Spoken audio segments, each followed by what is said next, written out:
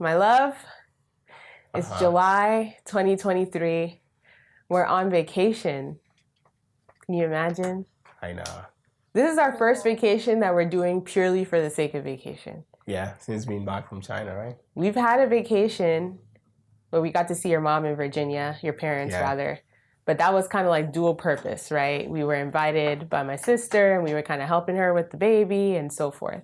Yeah. So this is the first time that we are electing and can afford to do such a thing. And it's modest, but it's still beautiful. And we're we're so grateful to God for this opportunity.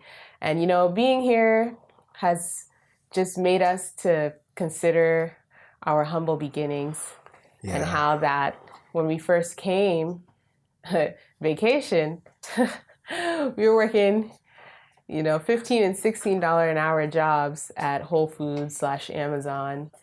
And now you make enough salary, more than the both of our salaries combined at that time. And I am a stay-at-home parent. So I don't know if I'm allowed to say all those details anyway, but why not? Why not? Okay, so take us back to the beginning. Take us back to, you know, working at Whole Foods. I remember our mindset of just, we're new to the States, we're broke, let's just get any job and start working right away. Yeah. And then just kind of walk us through what happened, you know, the first year in the United States, and however far you want to go, and then I'll prompt you the next question. Wow. You know, there's a saying that slow motion is better than no motion. And I think it's true. That's the approach we took. Obviously, with the help of God. I remember when we got here, we only rested for 2 weeks. And this was during COVID. So we came here, we got here, and then, you know, stayed at home, got some rest, and after 2 weeks, we were out working. The mindset was to play the long game and have a very strong vision. And I think that really helps because that becomes the drive. You know you have a destination in mind, and the present circumstances don't really bother you, if I can say it that way. So our first year was pretty tough. It was rough. We started off with your parents. So we were living with your parents, and that was good. And then we got pregnant with Charlie, which added a little bit more pressure because, you know, working a minimum wage job, expecting a baby in Massachusetts. I mean, we put our heads together, we trusted God. And obviously for me, you know, you were back home. This is home to you. But I was also starting life in America, and I was still learning my way around. And that can be challenging. And I remember making jokes like, you know, when you come here and you can speak English, you can drive, you can use the internet, everyone thinks you're fine. It's like you hardly meet people who look you in the eye and ask, Thomas, how are you doing? How are you settling in? How are you coping? It's like, oh yeah, I mean, you can drive, you got your license, you know how to use the internet, you're tech savvy, you're educated, so you should be fine. But I think, you know, sometimes life gets tough. Having each other, and this is, you know, the goodness of being married, having each other helped. We were doing this together. You know, we put our heads together, and we know two is better than one. So, right, Charlie?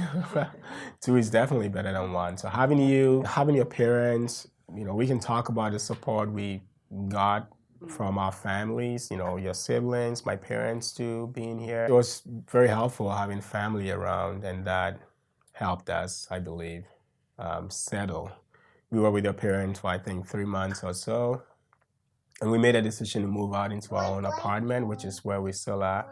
And a lot has changed. And so thank God and thank you for, you know, being with me, for supporting me, for being my helper. And we started from, you know, very humble beginnings, but God's been faithful and we're getting better. And I think we are going to get even better. Give us a sense of your timeline and how that lines up with where you find yourself now. I mean, it's been three short years or maybe 3 long years. It depends on how you want to look at it. But I think, though it may have felt long in the moment, looking back, it's been 3 short years. Yeah. And I know that you have vision beyond even 3 years. We've talked about 5 years and 10 years. Talk to us about where you find yourself now in relation to the overall vision that you see for our family, for yourself career-wise or financially, however you want to approach the question. I think we're doing great. As far as the vision we laid out. Before we arrived here, and this was back when we were in China, I wanted to work for 5 years, 5 straight years when we arrived here in the States, and it's been 3 years. We've grown, our income has grown steadily, so that's great. We've had Charlie, that's a great addition. That's another thing we wanted to do, which is the main reason why we actually moved here, because we wanted to start a family. So I would say that's even the most important thing, if you like. So we are doing very, very well as far as our vision. We've even exceeded our own milestones, however you would want to call it. In terms of where we want to be and juxtaposing that with where we are now, I think there's more to do. We want to have more kids. We want to run our own business. We want to be able to help others more. You and I share this value, which is the value of generosity. We want to do that. We want to take that seriously. We have a marriage ministry that we need to grow. It's always important, obviously, to pay attention to the foundation. And I always say that, and you've heard me say this many times, we are in our planting season. We're still putting seed in the soil, which is where we are now. We're growing. So I would describe it this way. We put seed in the soil. The seeds are germinating. They're growing. They're already springing up. And we need to keep watering it until the harvest time. And that would be maybe, let's say, 2 to 3 decades ahead of us when we would actually have that bountiful harvest. And by that I mean just honestly looking back and looking at all that we've been through and all the things that God is taking us through and saying, yes, the harvest is ripe. I think what's most important is that when you're able to say that, it means you're not only looking at your life, but you're looking at other lives that you've impacted and seeing the results that your impact, or our impact in this case, has had in their lives. That's when I would be content as a human being or as a person, and for us as a family. So yes, we are over the seed time. It's been 3 years. I said we're going to work for 5 straight years as hard as we can, and then lay the groundwork or lay the foundation. So we put those seeds in the soil. The seeds are now up. Now we need to keep watering the seeds that are growing until we start seeing some fruits popping up, budding, and then keep watering until, taking care of, taking the weeds out. Because with growth also comes a lot of distraction. That's the truth. When you start growing or expanding in whatever way, financially, as a family, when you start having kids, you get so many distractions. Just like, the farmer would see lots of weed. But we need to go in and take those things out and make sure what matters stays and then watch them grow. Does that answer the question? I would say so. Yes. Now let's get a little more personal or particular to your career journey. There's a young guy looking at you, Thomas, who's thinking, wow, man, how did he go from working at Whole Foods to working at Harvard, Yeah. And, how would you respond to that guy, or that maybe he's a peer even, that feels like, man, like I want to see elevation in my career path like that, but I don't even know how to get there. What did you do? Did you, take any big risks, or how did you transition? What would be your advice, or maybe share a little bit of your journey? I think a little bit of context would help. So my career pathway has been a funny one because I started out in the humanities. My first degree was in history. And then I went back into engineering or into the sciences. And I've always been interested in the sciences. I just couldn't get into a an engineering program in Ghana. So then I fell in love with history. I did that, taught high school, did a whole bunch of things. I've worked in the media, worked on the radio, and then I went back to engineering, and that took me to China. And then now I'm here doing marketing, branding, and communication. Vision is one, absolutely. Like you really need to see. If you can sit down and see something, like it doesn't have to be the clearest of visions, but see something. What do you see? What do you see? And I'll give you an example. When we came to the US, I got a ton of advice from people, especially immigrants, giving me all sort of ways to, make money, to take care of my family. And some of the decisions we've taken, they were like, you don't do that here. So if you are not driven by vision, you would easily be swayed by people's experience of life. They see life in a certain way, and they're going to give you that lens or that shade, and whatever you look at will be tinted with whatever the color of the shade or the glasses are. Like when we got here, for example, people, were telling me, oh, you can work 2 jobs, work one in the day, work one in the evening. And, I was like, well, I'm educated. I want to pick a path and hone in. Why can't I work a better job? And I know so many educated African immigrants, smart, but when they come here, it's like their spirits get dampened a little bit. People tell them, oh, because you didn't school here. I haven't schooled here in the States, by the way. But people get told, oh, your education, because you didn't school here, people are not going to respect it. They haven't been to any interview yet. They haven't tried to show up and say, I am good at this. If you give me a chance, I can prove to you that I can do this. They haven't done that yet. But those words, those things, they hear from friends and friends of friends and families, and they decide, you know what, I don't think, I'm going to make it here. And they stay in some kind of job. And so they're basically underemployed. I knew that's not what I wanted to do. So I laid out where I wanted to be. I loved the academia. I wanted to be in a place where I could learn, where I could have the opportunity and the space to thrive, to learn, to get feedback and become better. And Harvard was where I set my sights. Now, it wasn't easy, but I'll tell you 3 things that I think every young person needs to get under their belt. I believe that would make you fit into any culture, into any society, and you will be able to thrive. 1, communication. You need to be able to communicate your value to other people. If you are not saying what you are capable of doing, people are not magicians. They're not going to figure you out and think, oh, you work at Whole Foods now, but I think you would be great at website building, or you would be great in marketing.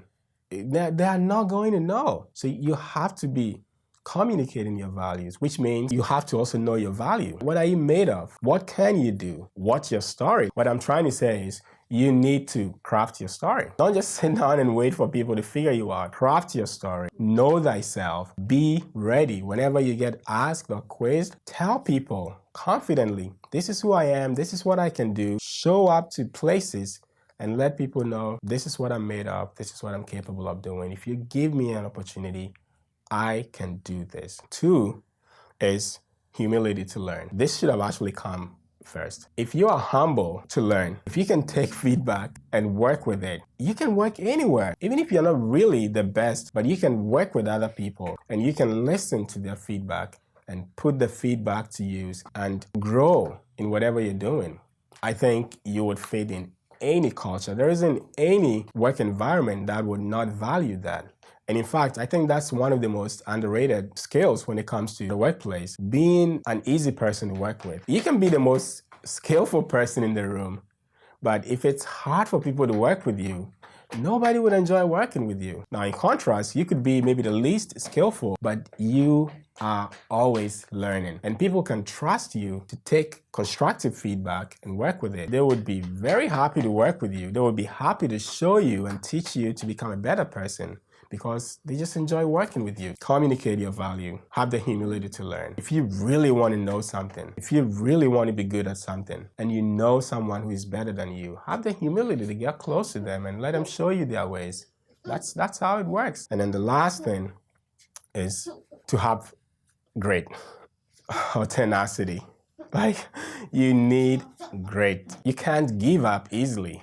I see a lot of people. I have switched careers. I shared this. I came from the humanities into the engineering sciences and into media. It's like the bell curve, When you start at the bottom, it takes a lot of strength to get to the top, or even to get off the foot of the curve. You can't give up. I think Seth Godin talks about this in his book, The Dip.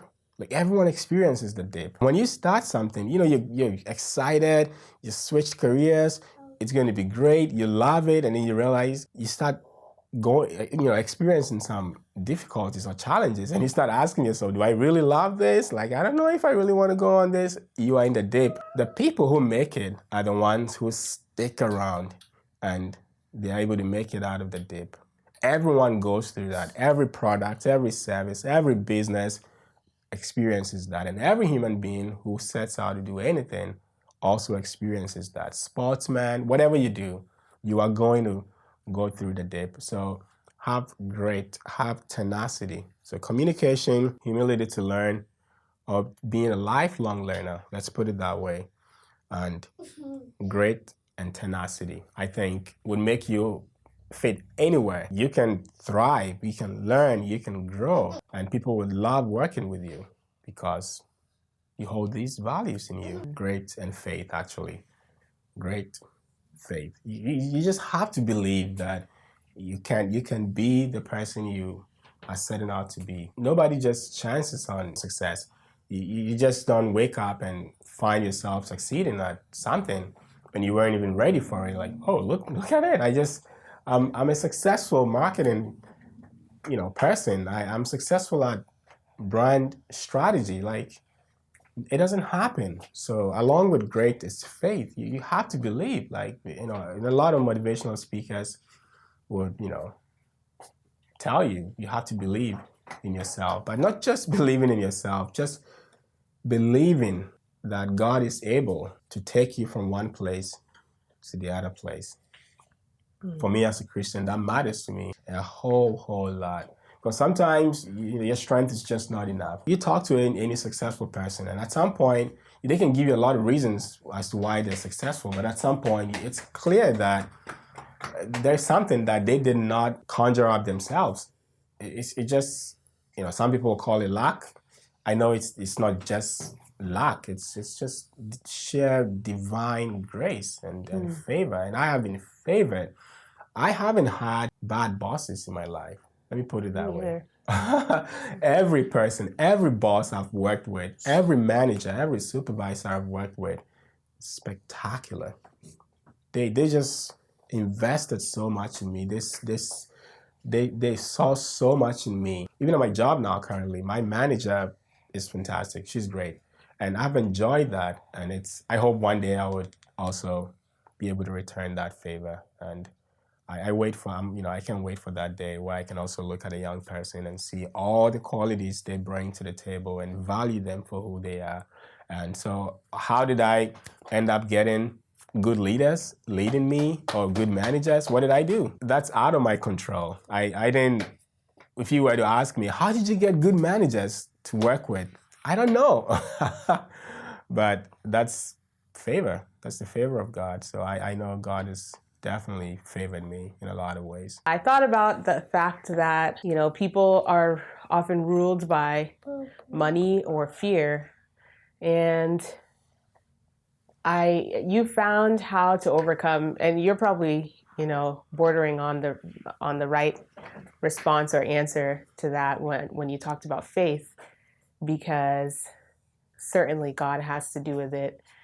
But yeah, many of us, like when you were talking about people suggesting to you working more hours or working this kind of job or that kind of job, we're being ruled by money, in the sense that we wouldn't necessarily recognize that happening in our hearts all the time, but we're thinking like we need to make ends meet. We need to, care for our family and so forth. And so we let earning money rule our decisions, which I have seen you actively make decisions nothing to do with earning money. Like, because if you wanted to, earn, there's certain risks you took along the way that you wouldn't have taken.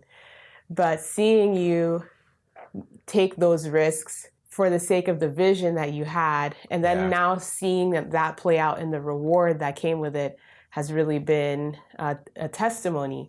And then also that fear piece again, fear of instability, fear of, incompetence, or just that insecurity around switching to a different field than the field you're currently in. Even if it's a field of interest or where you think you might have some skill, I think a lot of people struggle with conceptualizing how they would actually move into a different field that they didn't study in school or that they've just never tried before to work in that field.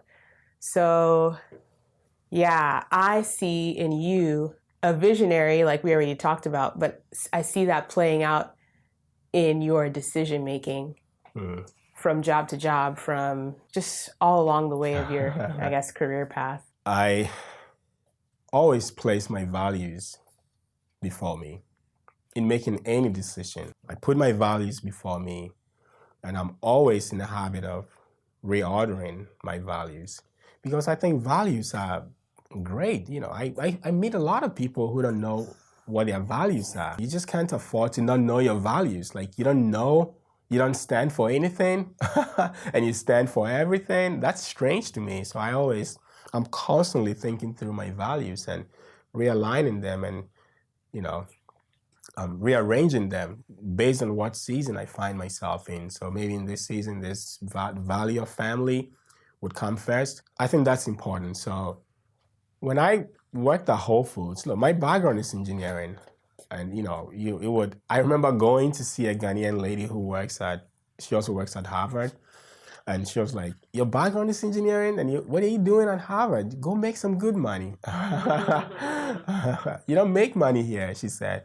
And I said, well, I value family a lot. And I remember when my wife was pregnant, I think it was 7 or 8 months or so, she got COVID. And we were both working at Whole Foods, and we quit our jobs, and we were both unemployed. And at that season, nothing mattered to me more than staying at home and taking care of my wife, period. And that's what values would do. Values would give you the strength and the confidence you lack sometimes. When you're driven by values, you're like a sharp knife. A person without values is like a knife with a very thick edge. Like it's a knife, but it will hardly cut deep and sharp. When you are driven by values, you are like a knife that is very narrow, easy to sharpen. You just cut right through whatever you do. And that's what happened. So like when I was leaving the job I left to go to Harvard, which was in a lot of ways, a lot of people consider that a stupid decision. It was a full-time job with benefits. And I left that job to go to Harvard to work on a temporary contract. I made that decision because I wasn't just interested in money, because I was interested in my value for one, lifelong learning, and two, playing the long game. The company I was in didn't quite fit into the game I was playing, the person I wanted to become, the time that I wanted to have for my family. It wasn't affording me that. Whereas Harvard, the work environment, the setup of the environment just suited that value of family that I had. So even though I was undercutting myself, I decided I'll make this decision. Same with leaving Whole Foods when my wife was also out of work and we both didn't have any job. Matter of fact, I got a job the same day Charlie, our son, was born. I went for the interview in the morning, got the job, and then in the night, Charlie came out.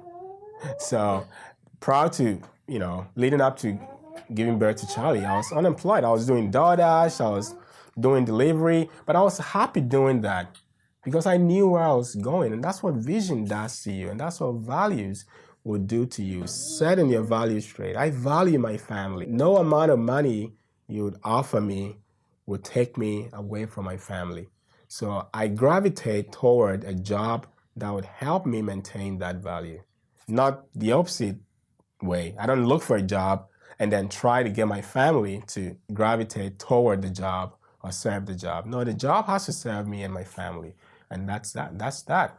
And it wasn't always easy, but that's what happens when you're driven by values, like I said. Sometimes we have to make difficult decisions. If we are driven by vision and values and faith, it's okay. As Apostle Paul would say, our light afflictions are nothing to be compared to the eternal weight of glory that await us. The thing I see ahead of me is bigger than what I'm going through now. So I don't mind going through this now, because I know I'm going to get to where I'm going, and that drives me. I'm able to make difficult decisions for myself, for my family, that would benefit us all. Amazing how you could turn that spiritual. Thinking about that eternal weight of glory, that really took me into a more spiritual place and a less carnal place, just for a moment. To remember that, we shouldn't hold our lives dear to ourselves. And I think that's what people do a lot. People, including myself at times, I think a lot of us, we hold our temporal lives dear. But the Bible says that he who loses his life for my sake will gain it or will find it. Yeah. So that's how we ought to live, And when you have eternal perspective, I think it shifts a lot of your outlooks and decision making and so forth. Yeah. Well, with that, we will end. It has been a pleasure to interview you, my love. And I don't want to say best of luck, like I don't know, some stranger interviewing someone for a job or something. Yeah, I want to say, may the grace of God continue to be with us. And when we look 5 years from now, or let's say another 3 years from now, may we see exponential growth, not the same amount of growth we've seen in the first 3 years, but even more growth in the next 3 years than in the last 3. Exponential growth in Jesus' name. Amen. Amen. Thank you.